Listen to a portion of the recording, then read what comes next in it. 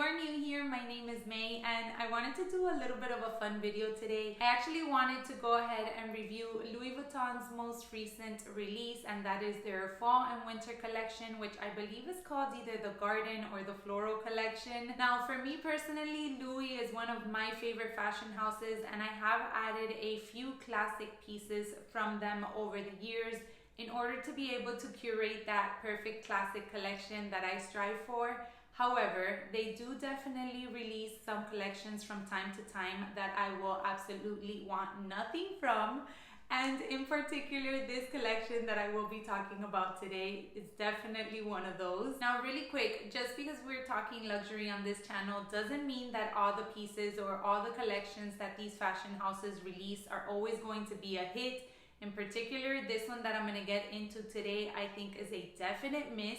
And who remembers the Masters collections from Louis Vuitton? I'm just gonna leave that at that. So without further ado, let's dive into the pieces that I think are just so horrific in this collection. Now guys, please take this video with a grain of salt. It's all in good fun. I just wanted to get on here and kind of share my 2 cents about these pieces. I lean more toward classic pieces from the fashion house, and sometimes they do come out with some really cute limited edition pieces. You guys know that the mini pochette in the Eiffel Tower limited edition that they released a couple of years back is one of my favorite pieces in my collection. However, this one unfortunately just didn't capture my heart. But if you are interested in knowing the only 2 pieces that I would consider picking up from this collection, then make sure you watch till the end. Alright, so let's dive into the handbags first, and specifically the Speedy, the Neverfull, and the OnTheGo that they are releasing. Let me start off by saying that I absolutely love the warm caramel color that they have, like the handles and the straps in. I feel like we definitely need a piece just in that color. However, the rest of the handbags themselves are just not doing anything for me. I personally am just not a metallics or a florals type of girl. If I incorporate any form of flowers into my outfit, they have to be very, very minimal, or maybe 1 or 2. And for me, just metallics I feel are a very trendy kind of color or fabric in that case. So by incorporating both of these into one piece, absolutely just kills it for me. I just think it's very overwhelming, and on top of that you have the print and then the metallic over the LV monogram throughout the pieces, which I just think takes away from the whole handbag itself. It's just very busy for me. I lean more towards simple silhouettes and also simple prints. So to incorporate metallics, monogram, flowers, and then a random pop of caramel color throughout the handbag just feels way too much in my opinion. Alright, so then let's lean into the second handbag, which I think is a total fail from this collection, and that is their famous Coussin bag. I personally feel like this bag is already overpriced as it is on its own. Whatever size it is that you choose to go for, I think you're paying way too much for what you're really getting. The bag is beautiful, but just for the chunky childish chain and then a thick strap, and you're paying almost over $4,000 or $5,000 in some cases, in my personal opinion, is just way too much. But then let's look at the new release with the garden collection, and then we just have so much more going on for this bag. So as I said, I really do feel like the chunky chain of the bag can definitely throw it more into a childish kind of looking bag rather than a classic piece. And then now with this collection, you have all these flowers imprinted on the leather of the bag itself. I feel like when they went ahead and added the flower prints to the handbags, they wanted to bring back a Steven Sprouse moment, and I just think they did it totally wrong. Specifically on this handbag, they went ahead and added those bold flower prints. They added a silver chunky chain, which makes it look like a toy bag, especially on the BB size, which is already so small. I really do feel like this is just a bag that maybe a little girl can carry and buy from like a really cheap store. I know they probably went with the idea of this being like a collector's piece or a very unique piece, but let's put aside the fact that the bag is almost $6,000. I just think that this is a bag that unless you're gonna have it literally just as a collector's piece and sitting on a shelf somewhere, it's not a bag that you can really nicely and elegantly incorporate into your outfit. Let me know what your thoughts are on this. Let me know if I'm not seeing something. How would you go ahead and put this bag together into your looks if you had it? I would love to know or see it through a different perspective, but just for me personally, I feel like this bag is a total fail. And then finishing up on the handbag category, I wanted to share with you guys the Cite. For me personally, this is the only handbag which I feel like they tried to keep the classics going in. It does have the full monogram print all throughout, and then you do have the beautiful Baqueta leather. However, I feel like the structure of the bag for a long shoulder handle just doesn't pair well. I would have preferred that they would have gone as a shorter handle better, kind of like one to carry on the crook of your arm, or handheld just for the shape of the bag itself. I feel like it's very wide for you to be able to put it under your shoulder and carry it as a shoulder bag. And then the strap is just a little bit too long to carry it on the crook of your arm. It is a very unique shape. I'll give them that. They definitely pulled that off.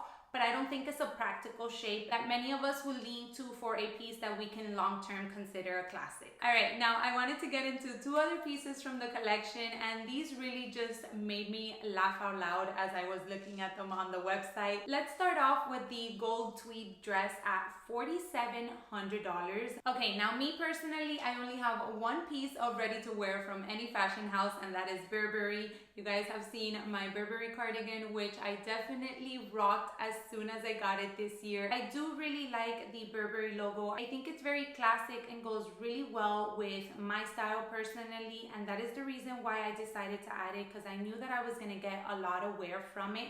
However, this piece here, you can tell that is a piece that you will probably just wear for specific events, and for almost $5,000, I just don't see any part of the piece itself that is worth it.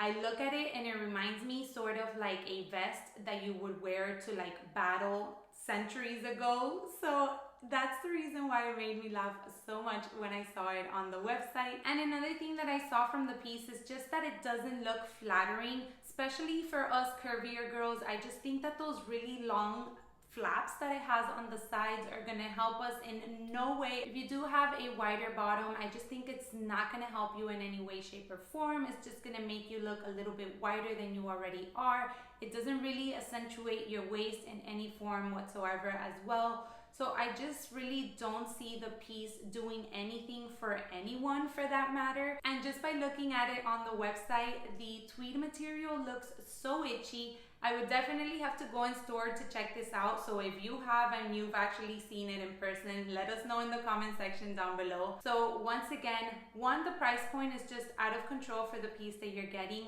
And two, I really don't think that they put a lot of thought of making a piece that would be suitable for different body types, because as I said, if you are a curvier girl like myself, I just feel like this piece is gonna do us no good. Alright, so now that I've roasted pretty much this entire collection, let's dive into the only two pieces that I actually think I would consider adding. And I'll start off with a handbag, and that is the Capucines BB that they do have in this collection. This beautiful caramel color is absolutely stunning.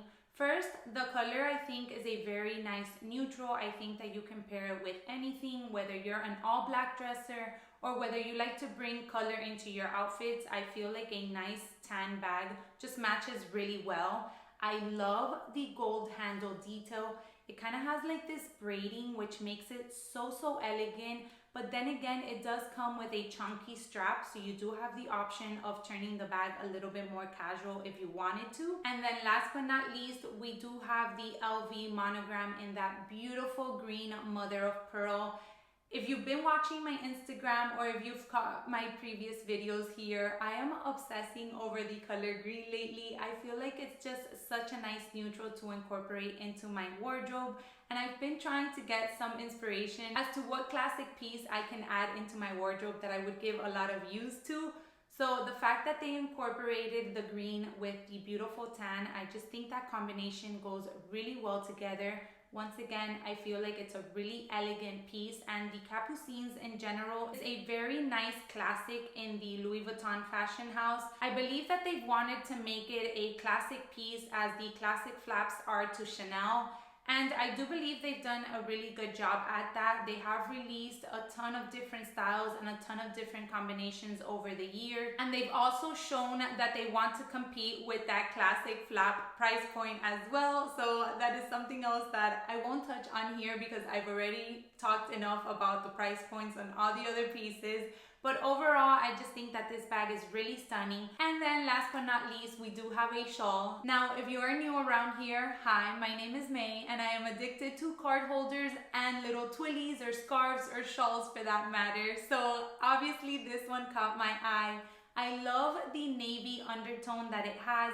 For me personally, since I do wear a lot of jeans, I think it would be perfect and very easy for me to put together outfits with this specific shawl. And then we do have the loud LV logo all throughout with the bold color. I think that you can play with the shawl a little bit better and hide a little bit of the monogram or the loudness of it itself. You can obviously style it in so many different ways. So for that reason, I thought that this would be a super fun piece to add, especially it being a limited edition piece. I always feel like if you are a collector of a specific fashion house, it's always nice to have certain pieces that caught your eye that you later on will know, wow, there's only a few of us that were able to get our hands on these type of pieces. All right, guys, so there we have it. I hope I wasn't too harsh on these pieces. I just wanted to make this fun video. I have seen a few other YouTubers share their thoughts about new releases from different fashion houses. So I wanted to go ahead and share along with you guys my opinion on this specific new release. Now, of course, you know I want to hear from you, so leave me your opinions and your thoughts in the comment sections down below. Let me know what you think. Let me know if there is any pieces that you are eyeing, or if there are any pieces that, like myself, you feel were a total fail on this collection. Let's go ahead and start a conversation down below. As always, thank you so much for taking some time out of your day to watch today, and I hope to catch you all in my next one. Bye, everyone.